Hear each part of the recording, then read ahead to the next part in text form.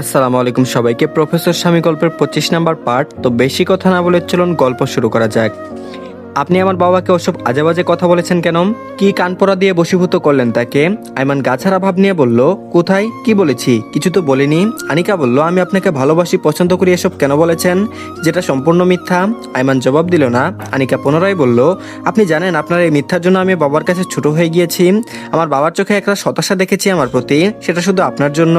আপনি আমার নামে কেস করতে চাইলে করতে পারেন, এখানে আর আসবেন না। কেন এসেছেন এখানে? লাস্ট ওয়ার্নিং দিচ্ছি, আমার থেকে দূরে থাকবেন, নয়তো আর ফলাফল খুব খারাপ হবে। আইমান শান্ত কণ্ঠে বলল, প্রথমত তোমার বাবার কাছে তুমি ছোট হওনি, তিনি তোমার উপর কিঞ্চিত অভিমান করেছেন। দ্বিতীয়ত তোমার থেকে দূরে থাকা সম্ভব না, উল্টো কাছে আনার দ্রুত ব্যবস্থা করছি, অপেক্ষা করো। আনিকা তেজি গলায় বলল, কি করবেন আপনি? উল্টোপাল্টা কিছু করার চেষ্টা করলে এবার মাথা দুভাগ করে ফেলবো। আইমান কিঞ্চিত ঝুঁকে আনিকার কানের কাছে মুখ নিয়ে হিসিয়ে বলল, তাহলে ট্রিটমেন্ট তোমার হাতেই করব। মাথা ফাটানো তো শুধু বাহানা, বুঝি না আমি? সত্যি বলতে তুমি আমার রূপ দেখে হিংসায় জ্বলে পুরো মরম, সেজন্য অজুহাত দিয়ে যখন তখন আমাকে ছুতে চাও। বলে লজ্জা পাওয়ার ভঙ্গিতে দু হাতে মুখ ঢেকে ফেললো। আনিকার আগে লুক নিয়ে তাকায়। আইমান ঠুট কামড়ে হাসে, গা দুলিয়ে হেঁটে চলে যায়। আর এদিকে আশানুরের বাড়িতে মোমকে রেখে আগুন চলে গিয়েছিল। আশানুরের বাড়িতে বাবা মা নেই, বাড়িতে শুধু আফিফা ও আশানুর ছিল। ওদের সাথে পরিচয় করিয়ে দিয়ে আগুন নিশ্চিন্তে কলেজে চলে যায়। ইতিমধ্যে আফিফার সাথে মোম অনেকটা ফ্রি হয়ে গিয়েছে। মোমকে ছোট বোনের মতো স্নেহ করে। আফিফা রান্না করছে আর মোম তার পাশে দাঁড়িয়ে হেল্প করছে। মোম লম্বা নিঃশ্বাস ছেড়ে চনমনে কণ্ঠে বলল, কুমড়ার দারুণ ঘ্রাণ বেরিয়েছে আপু, না জানি খেতে কত মজা হবে। আফিফা মুচকি হেসে বলল, কুমড়া খেতে পছন্দ করো? মম বলল, হ্যাঁ। আফিফা বলল, একটা কথা জিজ্ঞেস করব? মম বলল, জি অবশ্যই। আফিফা চুলা বন্ধ করে দেয়, কুমড়া ঢাকনা দিয়ে ঢেকে মোমকে নিয়ে রান্নাঘর থেকে বেরিয়ে আসে। আসানোর ড্রয়িং রুমে বসে হসপিটালের গুরুত্বপূর্ণ কিছু ফাইল চেক করছে। আফিফা মোমকে নিয়ে বেডরুমে চলে আসে। মোমকে বসতে বলে ছটপট গোসল সেরে আসে। গোসল শেষে মোমের পাশে বসলো। মোম মৃদু আওয়াজে বলে উঠলো, আপু তখন কি যেন জানতে চাচ্ছিলে? আফিফা বলল, বলছি। আফিফা ভালো করে মোমের মুখশ্রী অবলোকন করলো। মেয়েটার চোখে মুখে জানতে চাওয়ার উদ্বেগ, বারবার ঢুক গিলছে, পলক ঝাপটাচ্ছে। মোমের উদ্বেগ দেখে আফিফা ঠোঁট এলিয়ে হাসলো। মোম তার হাসির কারণ বুঝতে পারলো না। আফিফা মোমের থুতনিতে হাত রেখে জিজ্ঞেস করলো, আরে রিল্যাক্স, এত হাইপার হচ্ছে কেন? মোম জিহ্বার সাহায্যে ঠোঁট ভিজিয়ে শান্ত কণ্ঠে বলল, আপনি বলুন। আফিফা সিরিয়াস ভঙ্গিতে জানতে চাইলো, আগুনের সাথে তোমার সবকিছু ঠিকঠাক আছে? মোম বুঝতে না পেরে প্রশ্ন করলো, জি কিসের কথা বলছেন? আফিফা বলল, না মানে তুমি তো খুব ছোট, সংসারের হালচাল বুঝতে পারছো কিনা? আগুনের সাথে তোমার বৈবাহিক সম্পর্ক কেমন সেটাই জানতে চাচ্ছি। মোম ছোট করে উত্তর দিল, জি সব ঠিক আছে। মোমের ঘাড়ের দিকে নজর পড়তেই আফিফা মোমের কথার মহত্ব বুঝতে পারলো। মোমের গালে হাত রেখে মুচকে এসে বলল, সুখে থেকো তোমরা, আগুন খুব ভালো ছেলে, হাই স্কুল থেকে পরিচয় ওর সাথে, একটু উগ্র মেজাজি, তবে মনটা স্বচ্ছ পানির মতো। ওর মন জুগিয়ে চলতে পারলে তোমাকে আকাশ সমান ভালোবাসায় মুড়িয়ে রাখবে। মোম মনোযোগ সহকারে শুনলো। আফিফা পুনরায় বলল, যত দ্রুত সম্ভব বাচ্চা নিয়ে নিও, অনেক সময় দেখা যায় বয়সের দরুন কনসেপ্ট করতে সমস্যা দেখা দেয়। আমাকে দেখো, বিয়ের 2 বছর বেশি হয়ে গিয়েছে, অথচ এখনো একটা সন্তান দিতে পারছি না। শেষের কথাটা হতাশ কণ্ঠে বলল।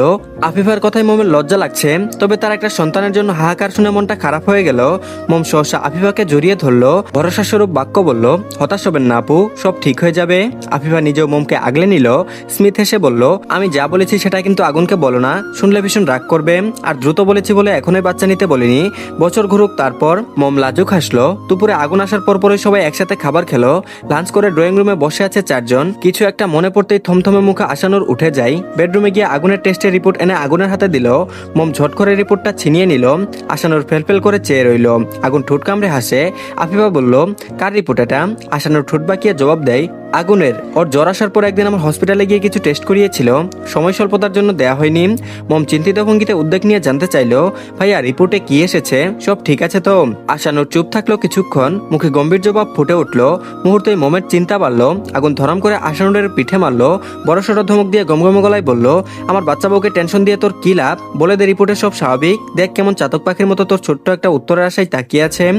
আশানুর ঠোঁট কামড়ে নিচের দিকে তাকিয়ে আছে, কথাটা কিভাবে বলবে বুঝতে পারছে না। তার মুখে ভাবভঙ্গি নিষ্প্রাণ, হতাশা আর অসহায় নেই। আগুনের দিকে তাকালো, দীর্ঘশ্বাস ছেড়ে নিষ্পাপ গলায় বলল, আমি এখন যেটা বলতে চাচ্ছি আশা করি স্বাভাবিকভাবে সেটা মেনে নিবি। আর মম জানো তো, প্রত্যেক প্রাণীকে মৃত্যুর স্বাদ গ্রহণ করতে হবে। আমরা যে কিভাবে মারা যাব কেউ জানি না। আমার মনে হয় সবটা পরিষ্কার করে বলা উচিত। মম তুমি ধৈর্য সহকারে শান্ত হয়ে আমার কথা শুনবে, ওকে? মোমের চোখে পানি চলে এলো। অজানা আশঙ্কায় বুক কাঁপছে অস্বাভাবিক গতিতে। মস্তিষ্কের গুত্রে যেন রক্ত চলাচল বন্ধ হয়ে গিয়েছে। ভয়ে হাত পা ঠান্ডা হয়ে আসছে। কয়েকদিন আগে একটা খারাপ স্বপ্ন দেখেছিল। মম জোরে জোরে শ্বাস টানছে। এ পর্যায়ে বদলে গেল আগুনের অভিব্যক্তি। এতক্ষণে হাসিটা ধপাস করে নিভে গেল। বিস্ফোরিত নয়নে সিরিয়াস হয়ে তাকায় আশানুরের দিকে। প্রকট চক্ষুজোড়া উঠে আসে ললাটে, জিভ দিয়ে ঠোঁট ভেজায় সে। শান্ত কণ্ঠে বলল, রিপোর্টে কি এসেছে তুই বল, যেটাই আসুক আমি শুনতে প্রস্তুত। আশানুর মনমরা কণ্ঠে বলে ওঠে, কিভাবে যে বলি, আমি ভাবিনি রিপোর্টে এমন কিছু আসতে পারে। আগুন অধৈর্য সহিত আবারও বলল, হেয়ালি করিস না, বল।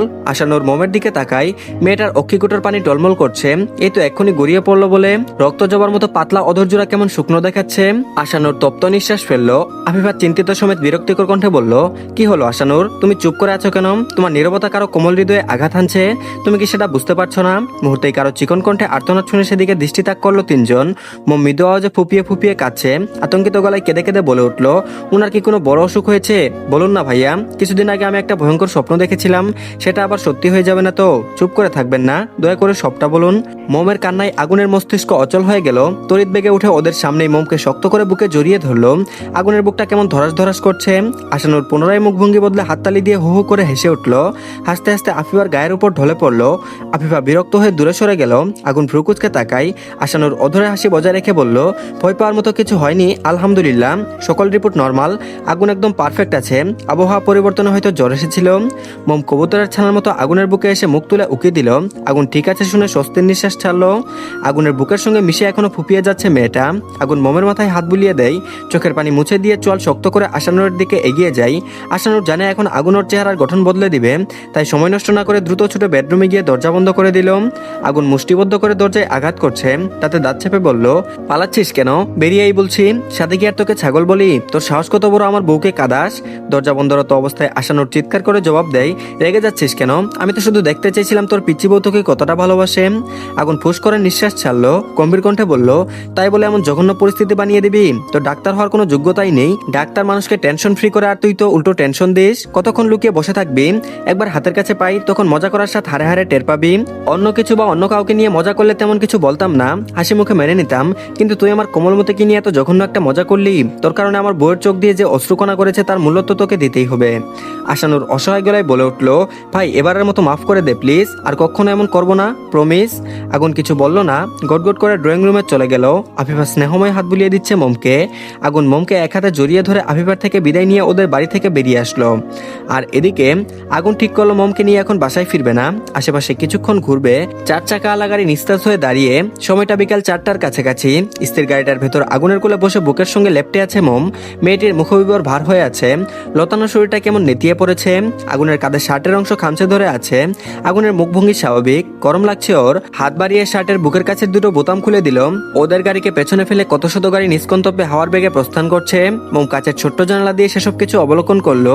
দুজনের মধ্যে পিনপতন নীরবতা বিরাজমান। মৌনতার ইদি টেনে আগুনের শান্ত কণ্ঠ ভেসে আসে। আগুন বলল, ভাবছে এখন বাসায় ফিরবো না, বেরিয়েছে যখন আরেকটু চারপাশে ঘুরবো। তুমি কি বলো? মোম নিরুত্তর। আগুনের বুকে মুখ ঘষলো। আগুন হতাশ হলো, হাতের অঞ্জলি পুটে মোমের মুখশ্রী তুলে নিল। যত্ন নিয়ে মোমের কপালে চুমু এঁটে দিল। মোমের নেত্রযুগল ছলছল করে উঠল। ভাইয়া চক্ষু পানি কপালে তার সইল না, টুপ করে গড়িয়ে পড়লো। ঠাই পেল মোমের কিঞ্চিত রক্তাভা ফর্সা গালে। মোমের এই লুকটা আগুনের কাছে দেখতে কি মিষ্টি লাগছে। টুপ করে কামড় বসালো মোমের লাল হয়ে যাওয়া উঁচু নাকে। হাত দিয়ে চোখের জল মুছলো না, পুরুষালী ঠুটজোড়া ছুঁয়ে গেল সেথায়। আজ মোম লজ্জায় আগুনের বুকে মুখ লুকালো না, স্থির হয়ে বসে আছে। আগুনের বুঝি তা সহ্য হয়। মোমের খোপা করা চুলগুলো খুলে দিল অবলীলায়। মোম চোখেতে তাকালো স্বামীর আদলে। আগুন মুখ ডুবিয়ে দিল মোমের ঘাড়ে। কোমরে থাকা হাতের বন্ধন দৃঢ়। মোমের বক্ষস্থল কেঁপে ওঠে, পেলো ভাত চলে যায় আগুনের সিল্কি চুলে। মুহূর্তেই মৃদু আর্তনাদ করে উঠল মেয়েটা। আগুন তার সূক্ষ্ম হাতের জোর প্রয়োগ করলো মোমের ঘাড়ের নরম চামড়ায়। মোমের ব্যথাতুর আওয়াজে কামড়ের জায়গায় আলতো চুমু দিয়ে ছেড়ে দিল। লম্বা চুলে মুখ ডুবিয়ে সেটার ঘ্রাণ লুফে নিল। নজরে নজর মেলালো, সময় ব্যয় করলো না। হুট করে আঁকড়ে ধরলো বইয়ের কোমল উষ্ঠদয়। কারো করে চুম্বন খেলো সেটাই। মোম ভারিক্কি নিঃশ্বাস ছাড়লো। আগুন শীতল গলায় বলল, ওই ব্যাপারটা ভুলে যাও, আশানুর সবসময় এরকম দুষ্টুমি করতো, তবে ভাবতে পারিনি এমন সিরিয়াস বিষয়ে ছাগলটা মজা নিবে। মোম নাক টেনে সরল গলায় বলে ওঠে, জানেন আমি ভয় পেয়ে গিয়েছিলাম। কিছুদিন আগে স্বপ্নে দেখেছিলাম আমরা দুজন আলাদা হয়ে গিয়েছি, কি একজন আমাদের আলাদা করে দিতে যাচ্ছে, আর সে তার কাজে সফলও হয়েছে। আগুন মোমের থুতনিতে চুমু খেলো, শক্ত করে জড়িয়ে ধরে নিরেট স্বরে বলল, ভয় পেও না, কেউ আমাদের আলাদা করতে পারবে না। যতদিন বেঁচে থাকবো আগুনের বুকে শুধু মোম থাকবে, মরার পরও এই বুক জমিনে শুধু তোমার নামটা খোদাই করা থাকবে। মোম সন্তুষ্টির হাসি হাসলো। এই প্রথম নিজ ইচ্ছায় আগুনের উন্মুক্ত বুকে নিজের নরম অধর ছুঁয়ে দিল। আগুন ঠোঁট কামড়ে হাসে। মোমের মাথায় চুমু দিয়ে তাকে এক হাতে শক্ত করে জড়িয়ে ধরলো, অন্য হাতে চাবি ঘুরিয়ে গাড়ি স্টার্ট দিয়ে ড্রাইভিং করতে লাগলো। তো ধন্যবাদ সবাইকে, এই পার্টটি এই পর্যন্তই। পরবর্তী পার্টও দিয়ে দেওয়া হয়েছে, সবাই দেখে নিন। আর সবাই প্লিজ চ্যানেলটিকে সাবস্ক্রাইব করে দিন। আর ভালো থাকবেন সবাই, আল্লাহ হাফেজ।